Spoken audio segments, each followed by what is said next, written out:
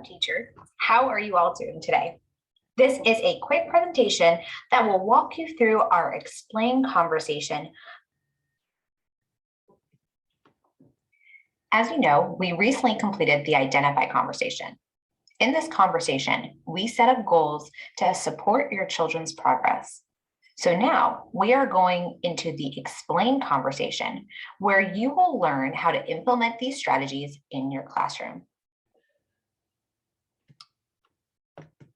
To create your teacher joint action plan, we used our ecosystem measure goals. Our 3 focus goals this year are progress monitoring, children as conversational partners, and emergent literacy. In each of these focus areas, we will continue to also focus on supporting dual language learners. You identify goals to support the children in your classroom, and we will be providing resources to help you reach your goals through your joint action plans. Together, we will also set due dates for when you would like to complete your goals by. This presentation will break down our beginning steps for our progress monitoring and conversational partner goals. On Cox campus, there are some courses that tie directly to these goals. These are Talk With Me and Talk With Me Baby. As always, these courses can be found at coxcampus.org. If you haven't completed these courses yet, please do so because they will support our coaching conversations and in your children meeting their language and literacy goals that you set for them. As a refresher, the TALK strategy is an acronym to help us remember the different steps in having children join us as conversational partners. The T stands for tune in. If you're tuning into the child, you're getting down on their level and observing what they're doing. You're commenting on what you observe and waiting for the child's response. A stands for ask questions. You're asking questions about what you observed or commented on.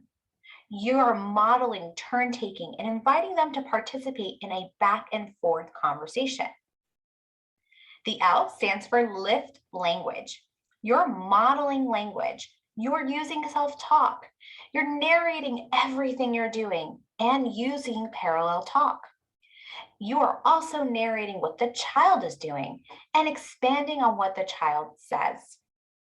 Next, K, you're keeping it going. You're keeping the conversation going by focusing on what the child is interested in and continuing to tune in, ask questions, lift language, and of course, take turns. Remember, in any of these interactions, we're striving for 5 back and forth with the child. Here are some model videos of the talk strategy broken down into age groups. So if you're an infant teacher, please view the Talk with Infants video, whereas if you work with toddlers, select which video, whether it's young or older toddlers, that best meets the needs of your children.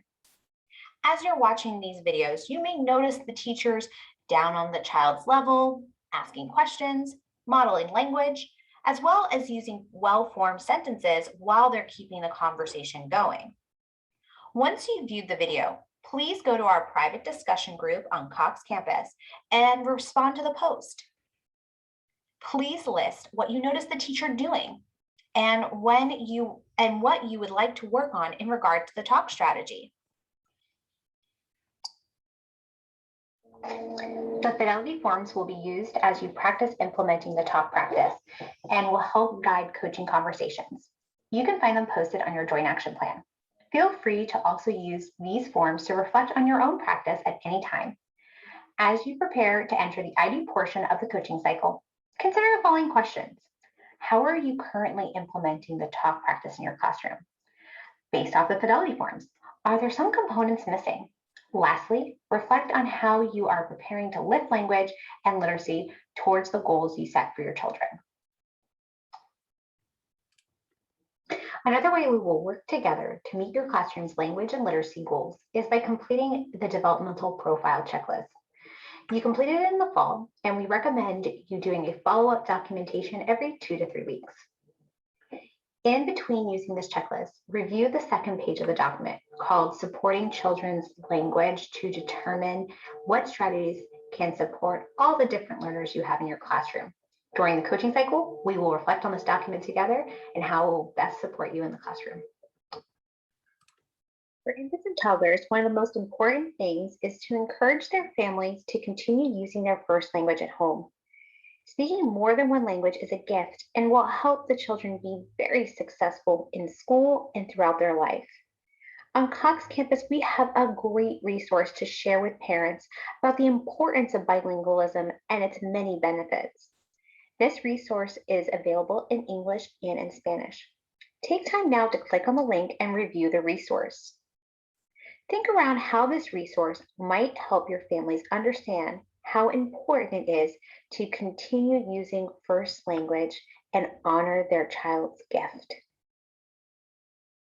Families are amazing resources to learn words and phrases in their child's first language to incorporate into the classroom. This resource on Cox campus called Sharing My Language with You is a great tool in gathering the translations of words and phrases you use throughout the day. Click on the link in the slide and then take some time to reflect on the questions above. In what ways have you used this resource or plan to increase your use of the child's first language in the classroom? Next, how do you plan to assist families in increasing the vocabulary they use at home? Take some time to jot down some notes and then go over to the discussion board and respond to the post. If you are unable to have a community volunteer or a family member assist you in translating some of the vocabulary, you can always go to Google Translate and utilize this website for translating words and phrases. Now it's time to prepare for the next steps. We will continue the coaching cycle by entering the learned phrase. Ms. Veronica will begin by modeling the talk practice for you and discussing the approach via the joint action plans. Then you'll get a chance to practice the strategy and share your progress on the joint action plans. Since Ms. Veronica is currently in the classroom, we will need to depend on virtual resources in working towards our ECM goals. In summary, continue completing your Cox campus courses. That way you'll be able to understand the practice as we go through it. Now that we've completed the explain portion of the coaching cycle, we will move into the I do, we do, you do phase.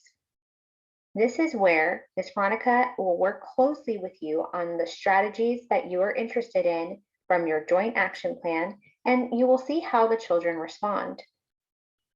This will again happen with your joint action plans online. We will also be using the Fidelity form as a reflective tool throughout the coaching cycle.